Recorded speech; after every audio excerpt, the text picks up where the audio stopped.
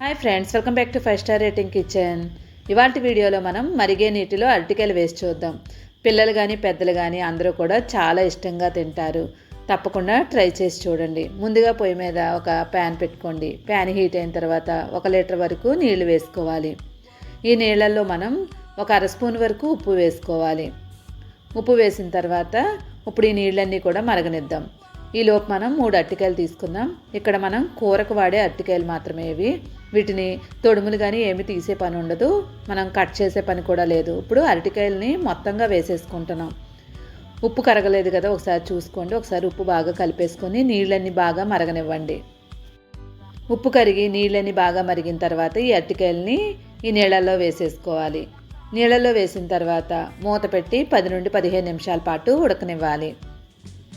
అరటికాయలు ఉడికించేటప్పుడు మధ్యలో మూత తీసి ఒకవైపు ఉడికి ఉంటాయి కదా, రెండో వైపు మనకి మునగలేదు కాబట్టి రెండో వైపుకి టర్న్ చేసుకొని రెండో వైపు కూడా ఉడకనివ్వాలి.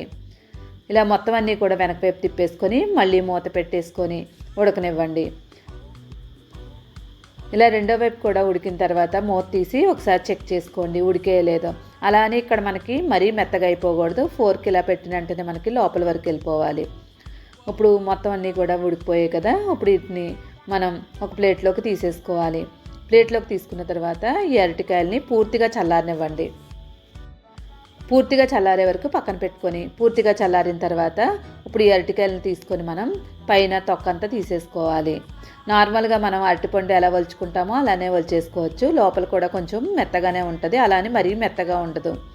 అన్నీ కూడా ఒక ప్లేట్లోకి తీసేసుకోండి. తొక్కలంతా తీసేసుకొని ఇలా ప్లేట్లోకి తీసుకున్న అరటికాయల్ని ముక్కల కింద కట్ చేసుకోవాలి.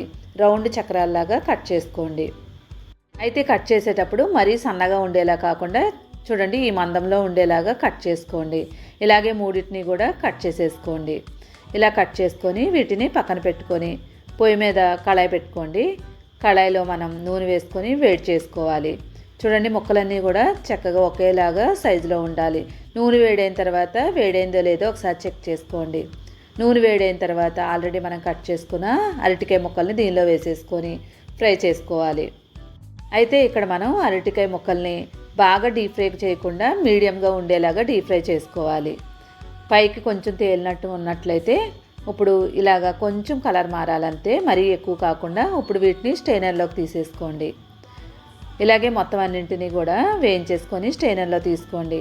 ఒక బౌల్ తీసుకొని దానిలో 1 స్పూన్ వరకు చాట్ మసాలా వేసుకోవాలి. నెక్స్ట్ దీనిలో అర స్పూన్ వరకు జీలకర్ర పౌడర్ వేసుకోండి. నెక్స్ట్ 1 టేబుల్ స్పూన్ కారం వేసుకోండి. రుచికి తగినట్లుగా ఉప్పు వేసుకోండి. ఇప్పుడు ఈ మసాలాలన్నీ కూడా బాగా కలిపేసుకోండి. ఇలా మొత్తం అంతా బాగా కలుపుకొని ఈ మసాలాని పక్కన పెట్టేసుకోండి. ఇక్కడ మనం ఆల్రెడీ వేయించుకున్నాం కదా అరటికాయ ముక్కలు, చల్లారకుండానే వాటిని తీసుకొని ఒక ప్లేట్లోకి తీసుకోండి. ఒక ప్లేట్లోకి తీసుకొని ఒక గిన్నె తీసుకొని దాన్ని అరటికాయ ముక్కని గట్టిగా ప్రెస్ చేసుకోవాలి. ఇలా ప్రెస్ చేయడం వల్ల మనకి మరీ లావుగా లేకుండా పలచగా అయిపోద్ది. అలానే ముందే మనం పలచగా తీసుకున్నట్లయితే ముక్కలు కింద అయిపోద్ది. కాబట్టి కొంచెం లావుగా తీసుకొని ఇలా గట్టిగా ప్రెస్ చేసుకోండి. ఇలాగే మొత్తం అన్నింటినీ కూడా ప్రెస్ చేసుకొని ఒక ప్లేట్లోకి పెట్టేసుకోండి. ఆల్రెడీ డీప్ ఫ్రై చేసిన దాన్ని మళ్ళీ వేడి చేసుకొని మళ్ళీ డీప్ ఫ్రై చేసుకోవాలి. ఇలా రెండోసారి కూడా డీప్ ఫ్రై చేయడం వల్ల మనకి క్రిస్పీగా వస్తాయి. లోపల పచ్చిదనం అనేది అస్సలు ఉండదు. ఇవి మనకి కలర్ మారే వరకు ఫ్రై చేసేసుకోండి. చూడండి ఈ కలర్ వచ్చిన తర్వాత ఒక బౌల్లోకి తీసేసుకోవాలి.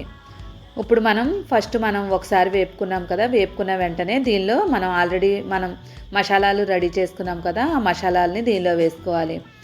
చూడండి చాలా క్రిస్పీగా ఉంటాయి. ఇలా క్రిస్పీగా అయ్యే వరకు వేయించుకోండి. ఇప్పుడు మసాలా పౌడర్ని కొంచెం జల్లేసుకోండి. రెండో బ్యాచ్ కూడా అయిన తర్వాత వీటిని కూడా వేసుకొని మసాలా వేసుకొని కలిపేసుకోండి. ఒకదాని తర్వాత ఒకటి కలుపుకుంటూ ఉండాలి. వేడిగా ఉన్నప్పుడైతేనే మనకి మసాలా అంతా కూడా చక్కగా పడతాయి. అలా అని మొత్తం అన్నీ అయిన తర్వాత మసాలా వేయకుండా ఎప్పటికప్పుడు మసాలా వేసుకున్నట్లయితేనే బాగుంటాయి. చూడండి చాలా క్రిస్పీగా ఉంటాయి. ఇప్పుడు మసాలా పౌడర్ అంతా జల్లుకొని క్రిస్పీగా ఉన్నాయో లేదో చెక్ చేసుకోండి. ఎంత క్రిస్పీగా ఉన్నట్లయితేనే మనకి టేస్ట్ బాగుంటుంది. వీడియో నచ్చితే తప్పకుండా లైక్ చేయండి. టీ టైంలో పిల్లలు ఆకలి అన్నప్పుడు కానీ ఎవరైనా గెస్ట్లు వచ్చినప్పుడు ఇలా చేసి పెట్టండి. చాలా టేస్టీగా ఉండే ఈ రెసిపీ కనుక మీకు నచ్చినట్లయితే తప్పకుండా లైక్ చేసి ఛానల్ సపోర్ట్ చేయండి. Thank you for watching 5 star rating kitchen.